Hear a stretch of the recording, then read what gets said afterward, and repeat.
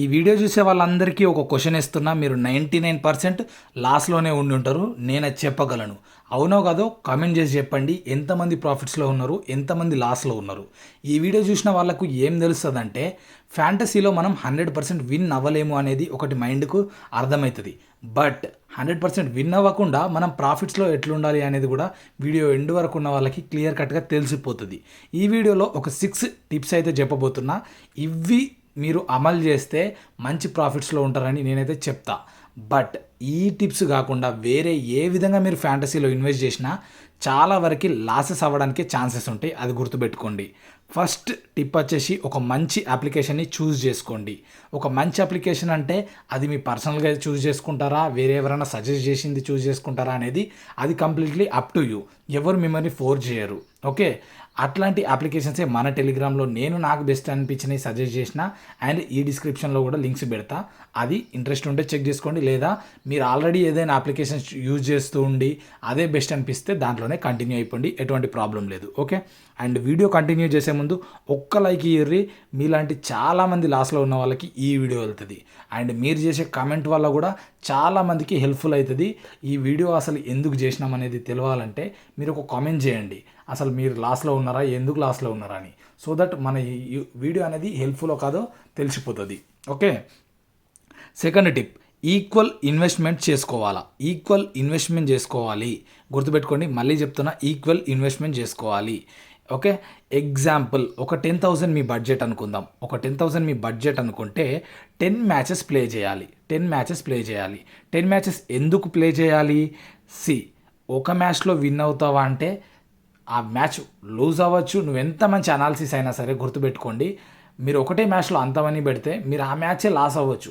ఎందుకంటే ఇక్కడ 100% విన్నింగ్ అనేది ఉండదు. ఏమో నువ్వు రేపు క్రియేట్ చేసే టీం, ఎగ్జాంపుల్ చెప్తున్నా, ఇవాళ 10,000 ఉంటే ఒకటే మ్యాచ్లో పెట్టినామనుకో, ఆ మ్యాచ్ లాస్ అయింది అనుకుందాం. నువ్వు మంచి ప్రిడిక్టర్వే, ఐ బిలీవ్ యూ. బట్ ఆ రోజు నీ స్ట్రాటజీ వర్క్ కాలేదు. ఓకే, లాస్ అయిపోయినావు 10,000, నీ దగ్గర ఏమీ మనీ లేదు. రేపు ఒక టీం క్రియేట్ చేస్తావు, ఫ్రీ కంటెస్ట్లో జాయిన్ అవుతావు. అప్పుడు నీ పరిస్థితి ఏంది? ఆ టీం ది బెస్ట్గా పర్ఫామ్ చేసింది, బట్ ఏం యూజ్ అక్కడ? ఒక్క రూపాయి కూడా విన్ అవ్వవు, ఎందుకంటే నీ దగ్గర మనీ లేదు, నువ్వు ఇన్వెస్ట్ చేయలేవు. ఉన్న మనీ అంతా ఫస్ట్ మ్యాచ్లోనే వర్స్ట్ టీం క్రియేట్ చేసినప్పుడు పోగొట్టుకున్నావు. సో అటువంటి మిస్టేక్ అస్సలు చేయొద్దు. 10 మ్యాచెస్ ప్లే చేయండి. 10,000 ఎగ్జాంపుల్ అనుకుంటే ఆ 10 మ్యాచెస్కి 1,000 అనేది డివైడ్ చేసుకోండి. 1,000 డివైడ్ చేస్తే ఏమవుతుంది? 10 మ్యాచెస్కి 1,000 ఇన్వెస్ట్ చేసుకోవచ్చు. అంటే 1,000 ఇంటూ 10 10,000 అవుతుంది. 10 మ్యాచ్లు ఇన్వెస్ట్ చేయడం వల్ల ఏమవుతుందంటే నువ్వు ఒక మ్యాచ్లో నీ స్ట్రాటజీ వర్కౌట్ అవ్వకుండా ఇంకో మ్యాచ్లో వర్కౌట్ అవ్వచ్చు, ఇంకో మ్యాచ్లో వర్కౌట్ అవ్వచ్చు. సో ఇట్లా 2-3 మ్యాచెస్లో నీ స్ట్రాటజీ వర్క్ అవ్వకుండా ఇంకో మిగతా 4-5 మ్యాచెస్లో వర్కౌట్ అవ్వచ్చు. ఇక్కడ వర్కౌట్ అవ్వనప్పుడు లాస్ అయినా సరే, వర్కౌట్ అయినప్పుడు విన్ అయ్యి నీ లాస్ రికవర్ చేసుకొని నువ్వు కొంచెం ప్రాఫిట్స్లోకి వెళ్ళొచ్చు. అది గుర్తుపెట్టుకోండి. ఇది second tip. And third tip వచ్చేసి ఒక టోర్నమెంట్ని చూస్ చేసుకోండి. అది ఏ టోర్నమెంట్ అయినా కావచ్చు. ఇప్పుడు వరల్డ్ కప్ వెళ్తుంది. వరల్డ్ కప్ చూస్ చేసుకున్నప్పుడు మీరు ఆ గేమ్లో మీరు ఇన్వెస్ట్ చేయడానికి ట్రై చేయండి, ఆ టోర్నమెంట్లో ఉన్న మ్యాచెస్ మీద.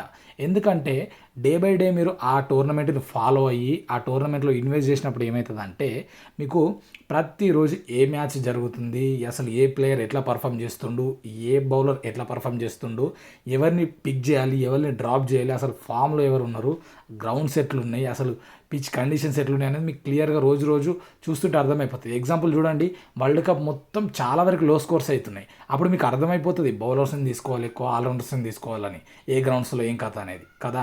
కొన్ని మ్యాచెస్ మాత్రమే మంచి స్కోర్స్ వస్తున్నాయి. ఆ గ్రౌండ్స్లో ఉన్నప్పుడు మీరు బ్యాటింగ్ సైడ్ వెళ్తారు, మంచి టీమ్స్ క్రియేట్ చేసుకోవచ్చు కదా. ఇటువంటి ఒక ఐడియా మీకు వస్తుంది. ఓకే, ఫోర్త్ పాయింట్ చూసుకుంటే play small leagues, 3 members, 4 members, 5 members.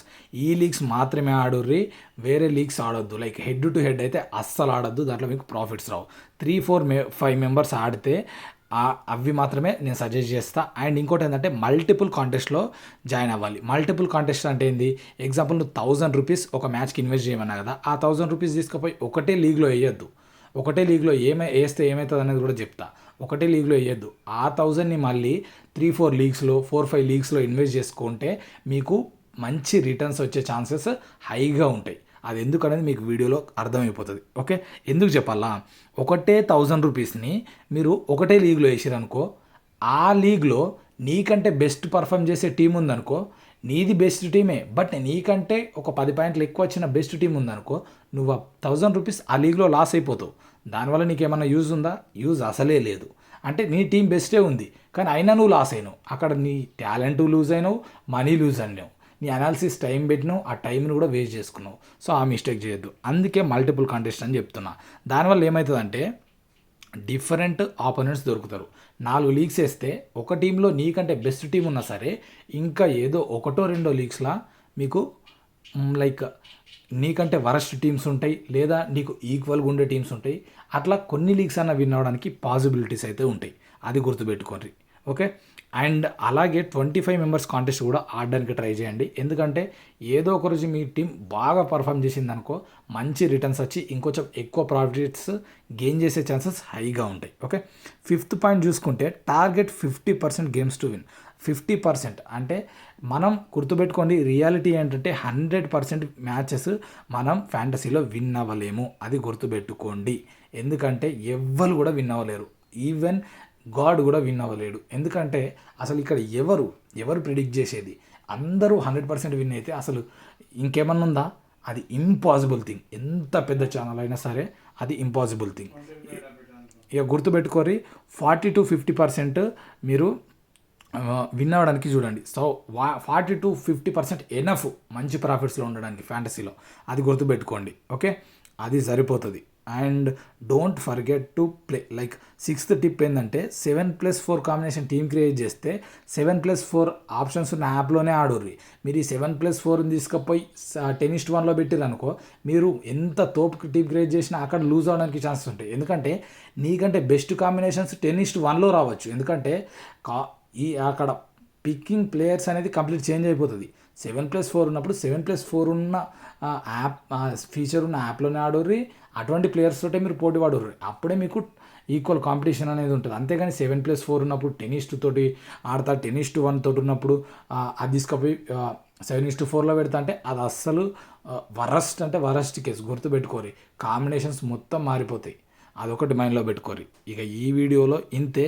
ఇది ఒక్కసారి ఫాలో కండి. ఒక 10 మ్యాచెస్, జస్ట్ 10 మ్యాచెస్ ఫాలో కండి. రిజల్ట్ ఎట్లుందనేది మీరే చెప్తారు. ఓకే, ఖచ్చితంగా చెప్తున్నా. ప్రాఫిట్స్ ఉంటాయి, లాసెస్ మాత్రం ఉండయి. ప్రాఫిట్స్ లేకున్నా సరే కొన్ని కేసెస్లో మీరు లాస్ అవ్వడానికి ఛాన్సెస్ అయితే చాలా తక్కువ ఉంటాయి. So saving is nothing but earning అంటారు కదా. సో నువ్వు సేవ్ చేస్తున్నావు అంటే ఆటోమేటిక్గా నువ్వు ఎర్న్ చేసినట్టే. సో నువ్వు లాస్ అయితే లేవంటే ఆటోమేటిక్గా విన్ అయినట్టే. అది మైండ్లో పెట్టుకొని ఈ టిప్స్ ఫాలో అవ్వు. అండ్ వీడియో ఇప్పటివరకు చూసినావంటే నీకు ఇన్ఫర్మేషన్ డెఫినెట్గా నచ్చే ఉంటుంది. దానికోసం ఒక లైక్ చేయి, ఛానల్ సబ్స్క్రైబ్ చేసుకొని, టెలిగ్రామ్ ఛానల్ లింక్ డిస్క్రిప్షన్లో ఉంటుంది. ప్రతి మ్యాచ్కి ఫ్రీ టిప్స్ వస్తాయి. ఆ టిప్స్ను ఫాలో అవ్వండి. Thanks for watching. అండ్ వెళ్ళే ముందు మర్చిపోయినా సబ్స్క్రైబ్ చేయడం మర్చిపోవద్దు.